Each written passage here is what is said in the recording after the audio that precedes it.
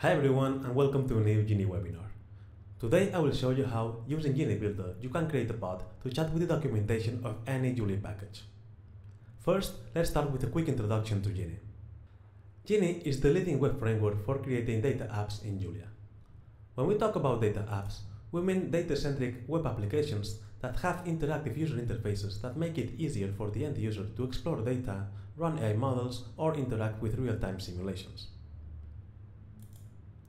Genie is a productive and complete toolbox for creating data apps, web services, APIs, etc., all in pure Julia.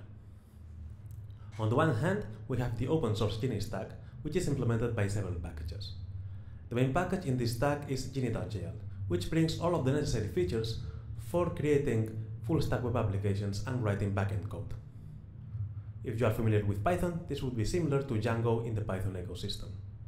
Then, on the front end, we have Steeple, which implements a low-code API layer and a library of UI components for creating interactive user interfaces. This would be similar to Streamlit and Dash in Python or Shiny in R, except that with Steeple you are writing your user interfaces in pure Julia.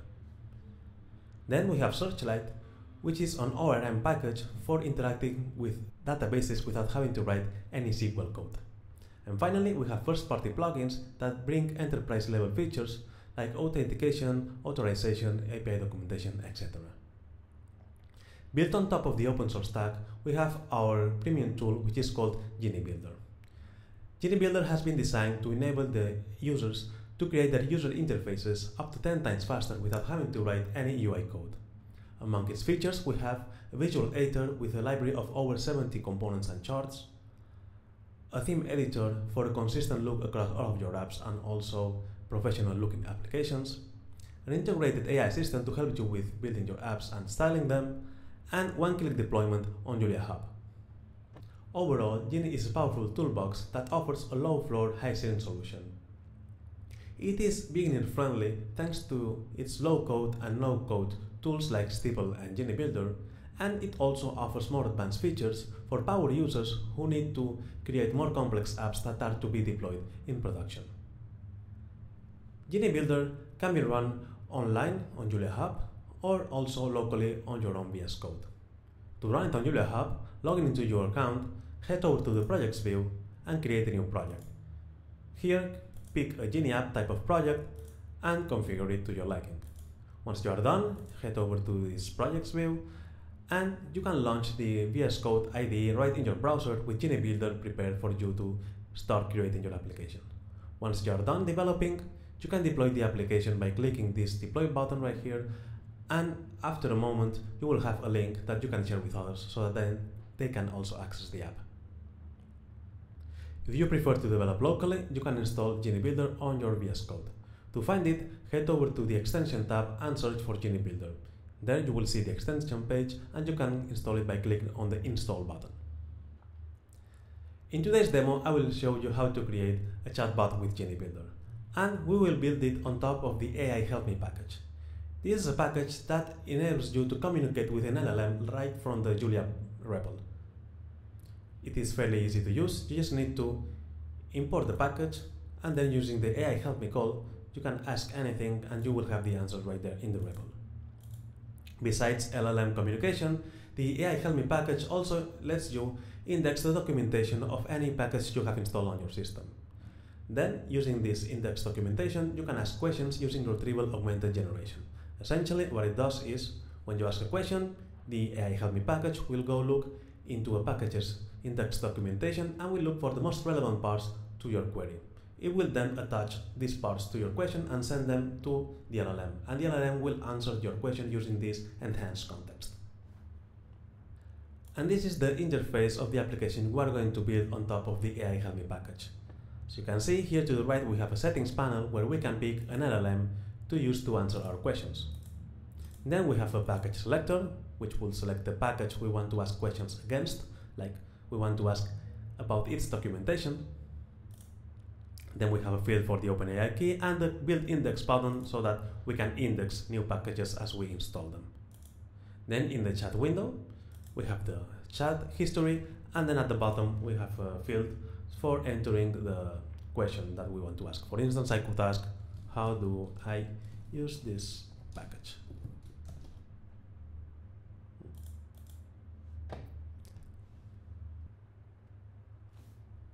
As you can see, we already have our answer to our question, telling us how to install and use this package. And we can see that it answered using the documentation from the package itself. You can find the code for this demo on GitHub in our Build with Genie organization at buildwithgenie/chatbot.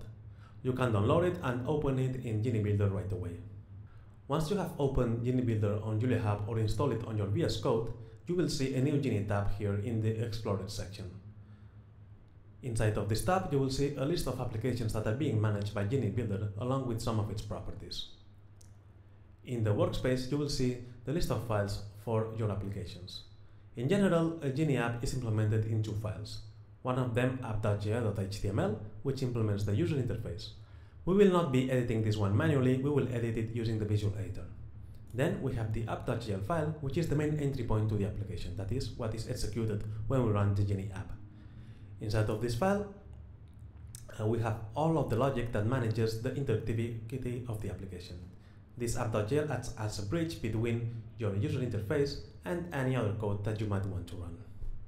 Here we can see our initial skeleton for this app.jl file, where we are first importing some packages like the AI Help Me package, Genie Framework, also Stable Markdown for rendering of the LLM response, along with some initial setup that I will explain later on. Then we see the block delimited by the app macro, which is where we will implement all of the reactive code to handle the interactivity of our application. Then, besides these two files, in this case we have this indexes folder, which will hold all of the index documentation from the packages. So the workflow for creating a Genie app is usually as follows. We start with some data analysis code, some data, some machine learning model that we want to bring an interactive user interface around. So we bring all of this code and data into Genie Builder, and then we build the interface. In this case, for this specific application, we will not start with any pre-existing data since we are just building a UI on top of this package. So the steps for creating this app would be as follows. We will first set up the initial skeleton, as we have already done here. Then we will proceed with the UI design with the visual editor. Then we will come back to this app.jl file in order to write the remaining reactive code. And finally, we will bind together this reactive code with the UI components in order to finalize the application. After that, we will be ready to deploy on JuliaHub. So now that we have this initial skeleton, let's proceed with the UI design by clicking here on this eye icon on the app.jl file, app.jl.html file. This will open the visual editor, which is the main feature of Genie Builder, and here we can see in the middle a white canvas where we will be designing our interface, and to the right a list of UI components in the library panel. In this list we have components for setting things like the layout, text elements, forms with interactive elements like knobs, sliders, text fields, and also a long list of charts to pick from. There's also other panels that I will explain as I use them. So let's get started with the design of the interface by first adding a header, a header and a two-column row, where we will start adding the controls to the right with, well, let me first add a header for the controls and also another header for the history, and then let's start adding the controls with a select menu to pick the LLM, another select menu to pick the package we want to ask questions against, an input field for the OpenAI key, and finally a button to build the index. Then below we also want to have another header for the metrics of cost in terms of tokens and dollars. In order to make this appear in two separate lines, let me add an empty paragraph to force a line break. So I just add a paragraph and I can edit the text right here. and this will force a line break. Afterwards, I will add a big number right here and another one here. And then for the left column, we will just add an input field, also a button, and an empty container that we will fill in with the chat history later on. So now we have the initial layout of our app. We can preview the app as we are developing it by clicking on this monitor icon here, and we will see a side-by-side view of the render application that we can move to a new tab to make it bigger. And as you can see, okay, we have the initial setup of our app, and we can proceed with an initial configuration of the components. So let's start by setting the header to something like, I don't know, package AI help. Then here, history, settings, and also costs. Then we can configure each component individually by selecting them and heading over to the Properties tab in the right sidebar. Here we see a list of predefined properties that we can configure, and then we have also some suggested ones and an even longer list of properties if we click on the Add Property menu. Here we see everything that we can configure with this component, which is a pretty long list, and if we hover over each one of the options, we will see a string explaining what this option does. In this case, we will not be using any of this. We will just set the label to model, and we will fill in these two later on. Then for this, we will set a package, and for the input field, will be open key, and also we will set it to a password field so that the key is not visible. So we will add the type property and set it to password. Then for the button, we will set the label to a build index. The click event as a placeholder, we will set it to true.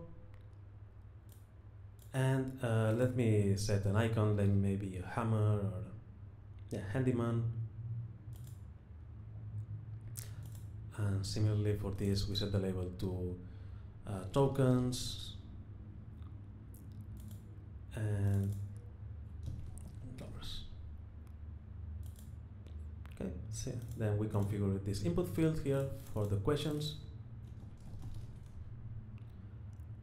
And then I will also add another button for erasing the chat history, and set this one to submit the question. And I'll remove the icon, and this one to reset, and set a placeholder in the action to be performed when we click. And so this is it. Now we have configured our application with initial setup. It's already, well, we are getting there. And well, the next step would be maybe to style it a little bit, so that, for instance, we want to make this column to the right a little bit thinner so that it doesn't take as much horizontal space.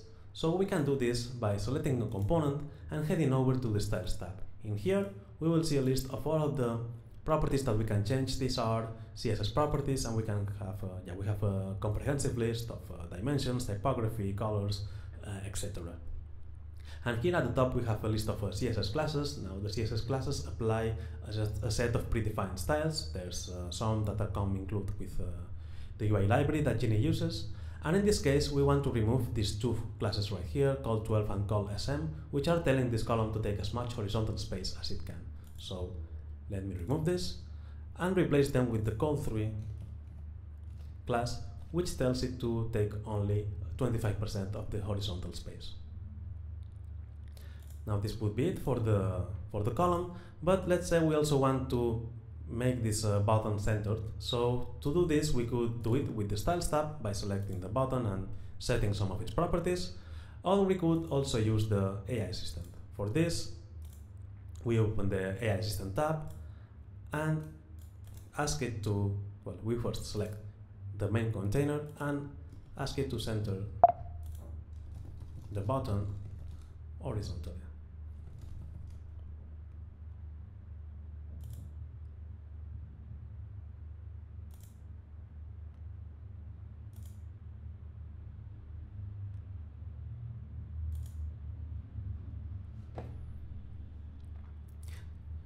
This will send our request along with the code for the selected element to the LLM, and this will answer with the suggested implementation. Here we can see that we can preview the changes, and indeed it did what we wanted to do, that is center this button, so we will keep the changes, otherwise we could revert them. We keep them, and let's also maybe add some separation between these two buttons by setting their left margin.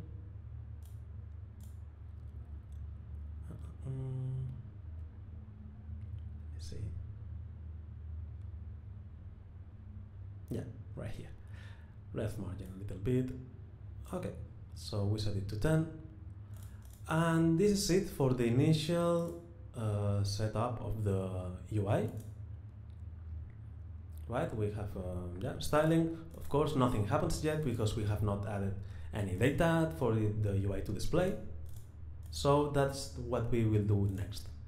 To do this, we head over, well, first let me show you something else before we continue. That will be the theme editor that can be opened by clicking right here on this icon.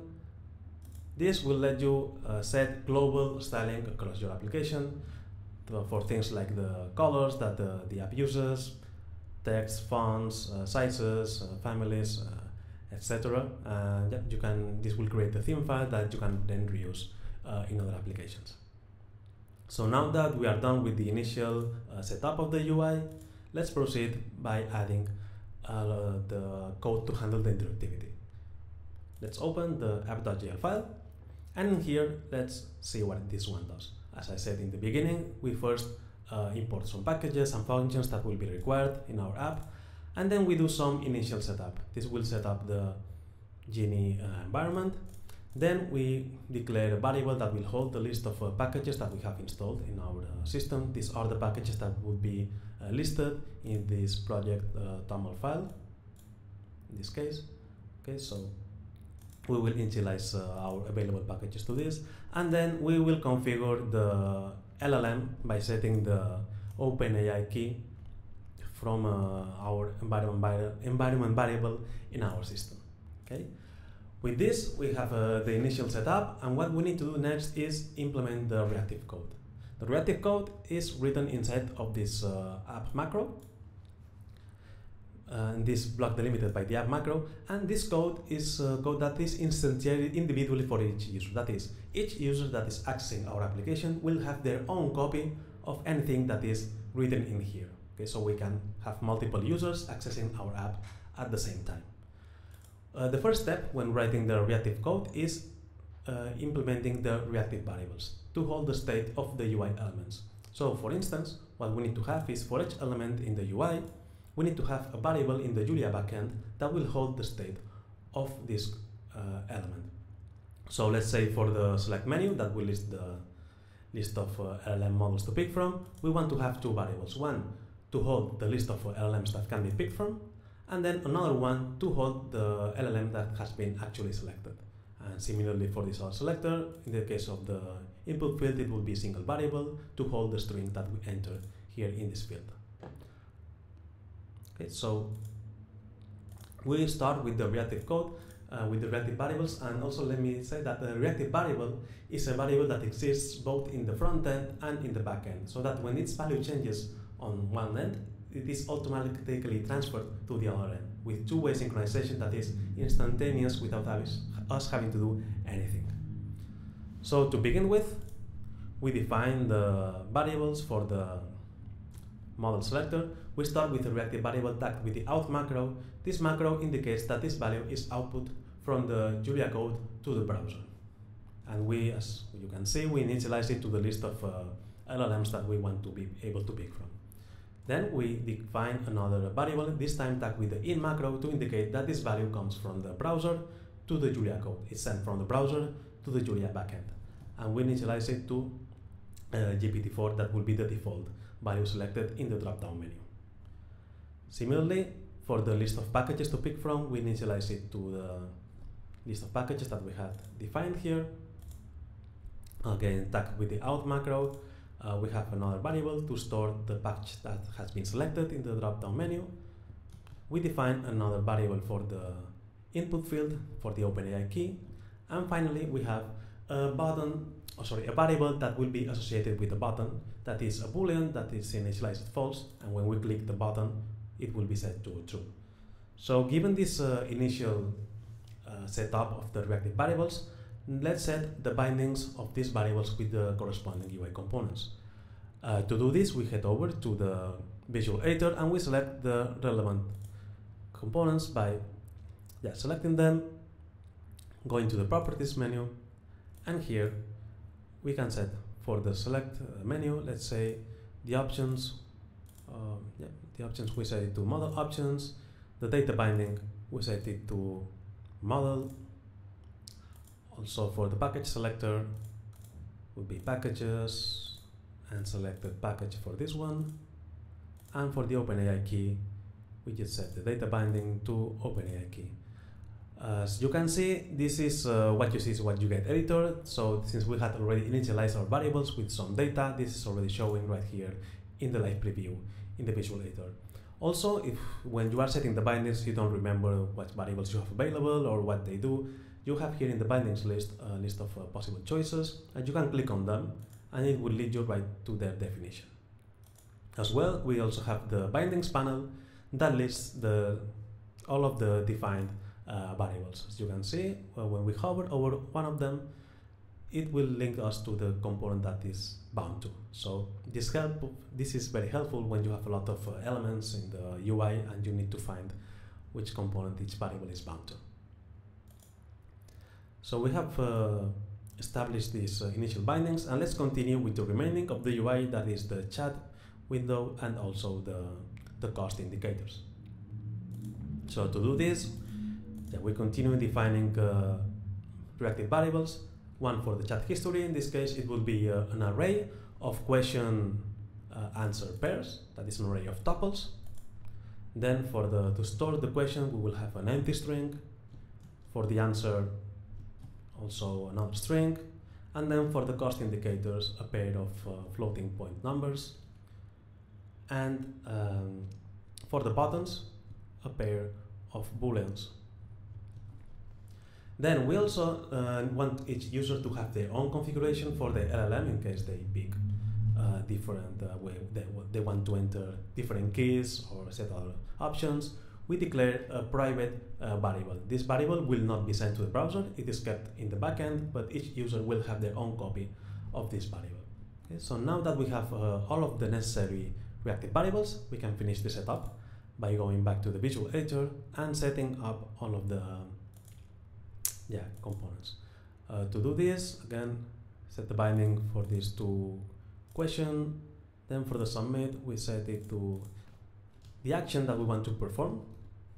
So we set the submit. Sorry, I put an invalid character, so it showed an error there. Here, again, we set the reset chat to true, and the same for this one to build index to true. And here we set the tokens and also the total cost, which will be in dollars. Okay, so now we have this almost all configured. What we are missing is the chat history here. Okay, so for the chat history, what we want to have is a list of question answer pairs. As we keep asking, we want to store them in the history array and then display them as a list. And for this, we will use a looper component so that we can iterate over the tuples stored in the history vector. For this component can be found here, and we just drag it over here. And what this does is this component will loop over anything we place in here. Okay, it is initialized to some looping conditions. In this case, we are iterating over the value of the item variable that will take values 1, 2, 3, or whatever we put in here. In this case, it will iterate 3 times.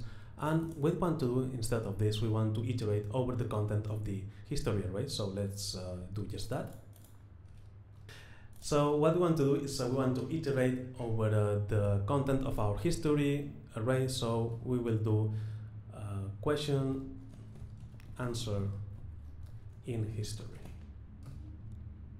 Okay, So now we have this set up, and we just need to drop in components here to render the chat messages. This is done with the markdown components. We have the markdown card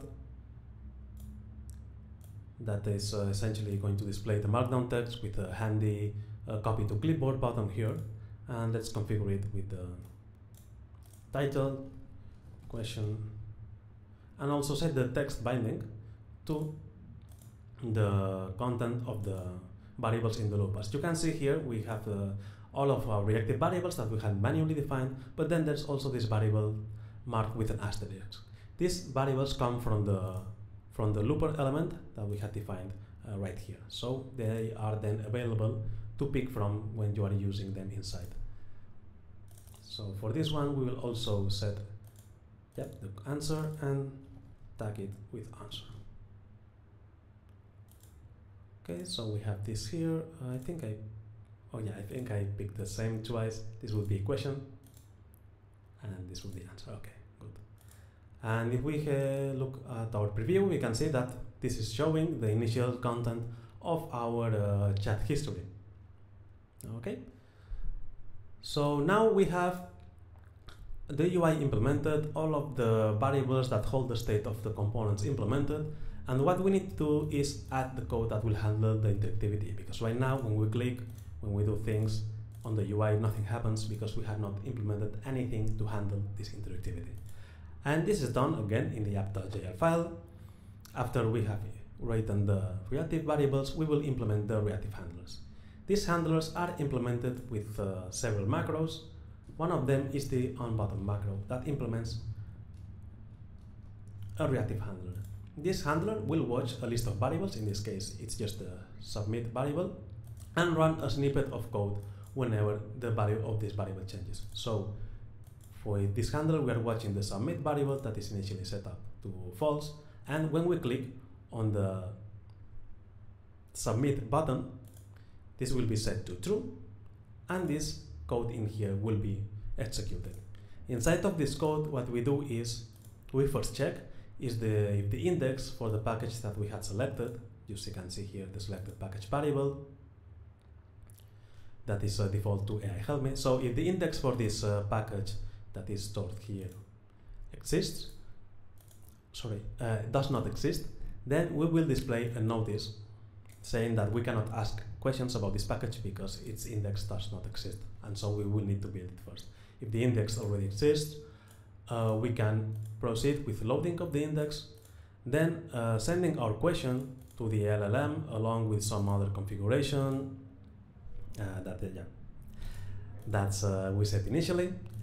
After that, we get the answer, we extract the cost metrics from the answer, and then we append the pair of question answer to the history. Okay, so let's test this right here. Okay, so maybe let me pick the highlights.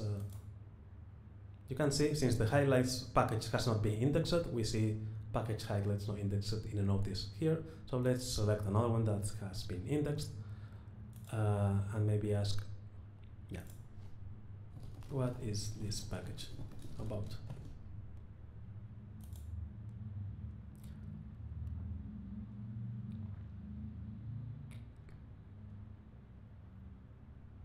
If you are developing and you want to see what's going on with your code, you can also open the terminal here, and it will inform you of any output that you are printing to the REPL.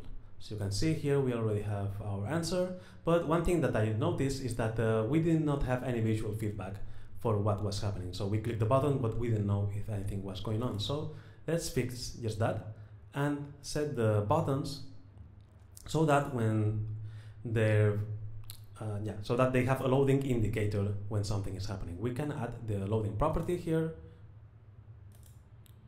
and bind it to the variable for the submit button. Okay, so let me do this for this one, and for the build index also we will let's see, loading indicator, again we bind it to the build index variable. Okay, so now when we click on the LLM button, on the submit button, we will see an indicator that will disable the button and also tell us that something is happening. So okay, now we have this initial button, so let's proceed with the remaining elements. Like the build index button, in this case, we just want to add another handler so that when we click on this button, we index the documentation for the package that has been selected. So we will do just that. We implement the handler with this onButton macro. This macro, what it does is, when the value of the variable changes, okay, from false to true, it will run the code, and at the end, once it's done, it will set it back to false. Okay, so we don't have to set it to to false manually. It will be done automatically by this macro. So when we click the build index button, this will build the index for the package that has been selected, store it into variable, and then save it to disk, and send a notification saying that okay, this index has been built. Then we also want to be able to set the OpenAI key. So we add another handler.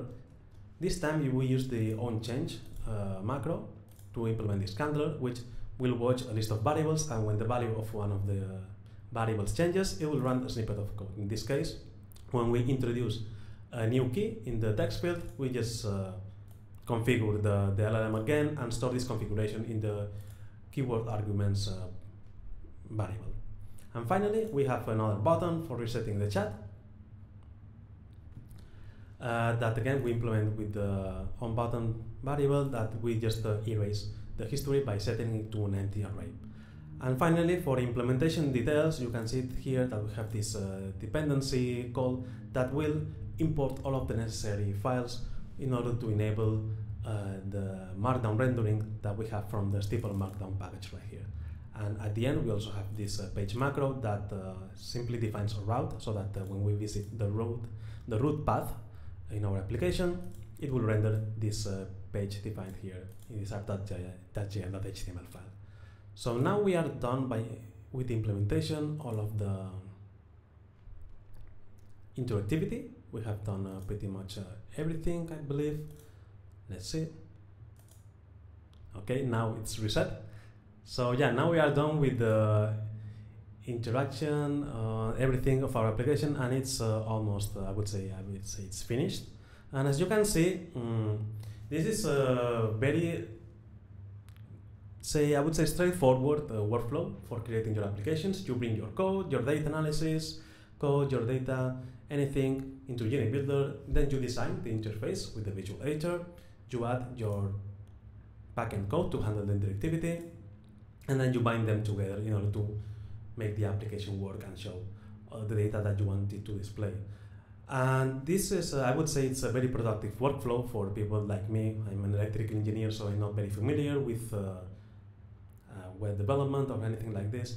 And I would say that this helps me get started much faster building interfaces, because I can just put things right where I want them. I can easily configure them, and if I don't know how to do something, I can always ask the AI assistant to do it for me. And yeah, I think it's a pretty neat workflow. And now that we are done with the implementation of our app, we can proceed with the deployment. Okay, to do this, we just need to go back to what? We just need to go back to our project view on JuliaHub. Okay, and just click on the deploy button, and after a moment, you will have your app deployed and ready to share. So I hope that you enjoyed this webinar and that you will be giving Genie a try. Please reach out to us if you need any help. See you soon in the next webinar.